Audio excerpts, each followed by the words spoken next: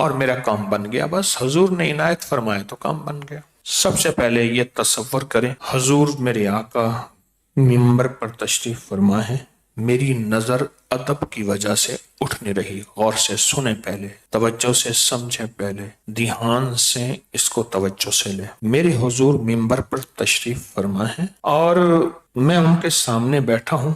حضور کی توجہات اور اجازت سے فلک اور ناس اپنی مشکلوں، اپنے مسئلے، اپنی پریشانیوں، اپنی حفاظت، پوری امت کی حفاظت، سرحدوں کی حفاظت، سرحدوں کے محافظوں کی حفاظت، بادشاہوں، وزیروں، امیروں، فقیروں، غریبوں، سب کی حفاظت کا تصور کر کے میں حضور کی بارگاہ میں سورۃ فلق اور ناس پیش کر رہا ہوں۔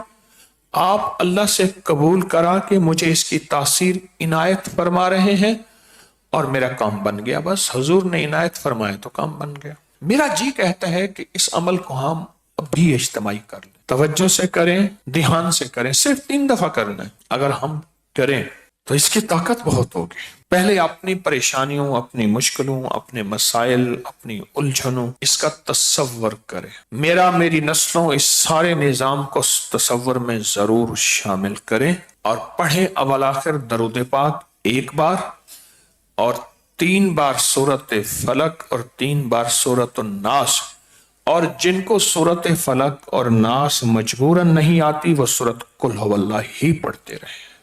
پڑھیں اللہم صلی علی، دم بھی کر دیا میں نے۔ طاقتور عمل کیا ہے جو اجتماعی بیٹھ کے عمل ہو۔ اب سوچیں اتنا بڑا مجمع